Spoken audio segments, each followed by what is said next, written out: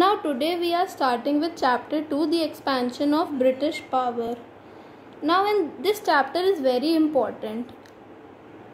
अब इस चैप्टर में मेनली हम लोग क्या सीखेंगे कि कैसे ईस्ट इंडिया कंपनी ने पूरे इंडिया पे रूल कैसे करा, क्या फैक्टर्स थे जिसने हेल्प करा एक्सपेंशन ऑफ ब्रिटिश पावर में, और कैसे war of rivalry between the British and the India helped them, और कैसे ब्रिटिश ने अपना पावर एक्सपैंड करा इंडिया में.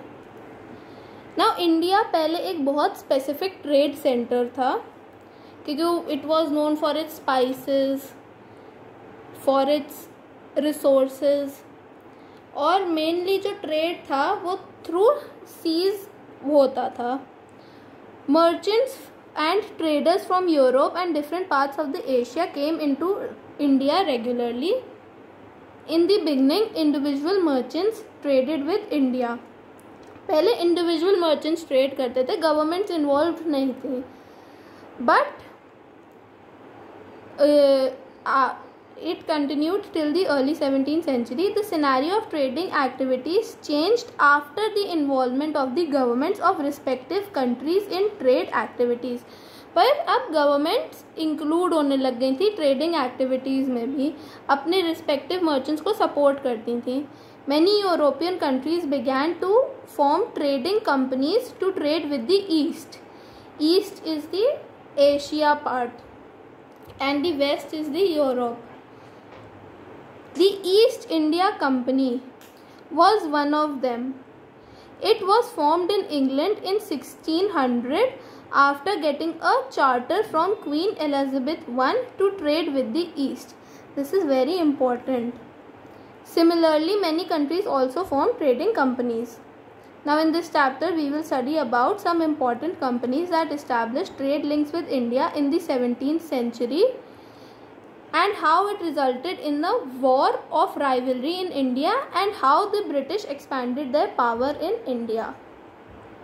So very important point कि जब गवर्नमेंट इंग्लैंड की इंक्लूड हुई ट्रेड में, तब एक ईस्ट इंडिया कंपनी बनी थी और वो इंग्लैंड में बनी थी in 1600 after getting a charter from Queen Elizabeth the first to trade with the east.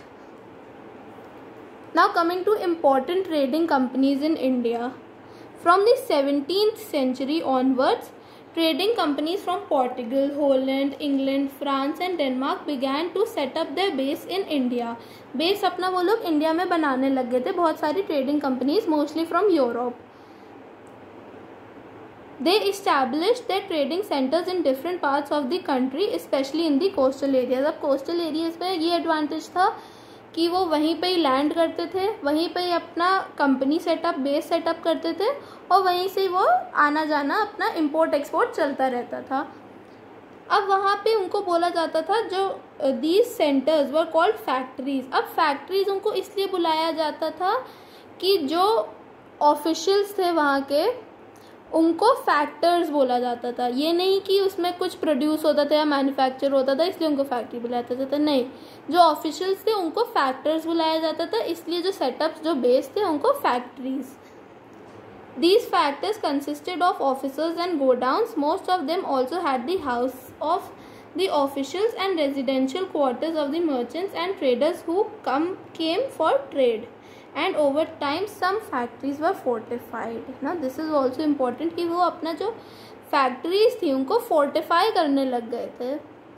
और अब इसमें क्या क्वेश्चन बन सकता है कि why the basis were called factories. अब you know the answer, because जो कंपनी ऑफिशियल्स थे उनको फैक्टर्स बोला जाता था और वहाँ पे काफ़ी रेजिडेंट्स भी थे ऑफिशियल्स के लिए, और कुछ ओवर टाइम क्या हो गए थे, फोर्टिफाई भी हो गए थे. Now coming to the next section, trade rivalry among European companies.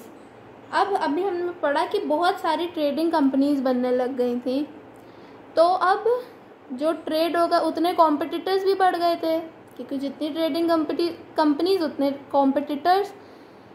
तो the main were the French and the English, और डेनमार्क से भी आते थे, Portugal, Holland, everyone was there.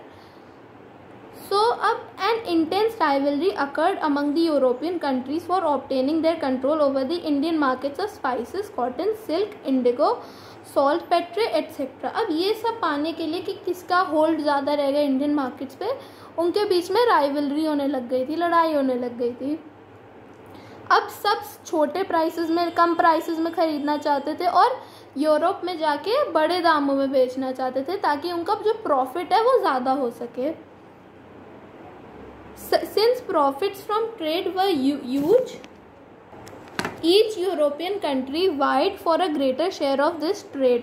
अब सबको एक ग्रेट शेयर चाहिए था कि हम उसमें ज़्यादा ट्रेड हो सके. However, the quantum of trade was not sufficient to sustain all the companies. अब ट्रेड इतना भी ज़्यादा अच्छा नहीं था, इतना भी ज़्यादा बड़ा नहीं था कि वो सारी कंपनीज को सस्टेन कर सके, क्योंकि सारी कंपनीज का आना जाना, everything was there. सो थोड़े टाइम बाद profits earned by them began to shrink. जो बड़े बड़े प्रॉफिट्स वो लोग कमाते थे वो कम होने लग गए क्योंकि उतने ज़्यादा कॉम्पिटिटर्स बढ़ने लग गए. The only way to increase profits was by eliminating competitors and ensuring a trade monopoly. अब एक जो काम था कि जिससे ट्रेड मोनोपोली को बढ़ाया जा सके वो था कि जितने भी कॉम्पिटिटर्स हैं उनको एलिमिनेट, उनको ख़त्म कर दिया जाए. The companies which had the support of their respective government set out to do just that. जिनके पास भी गवर्नमेंट सपोर्ट था वो तो यही करने लग गए.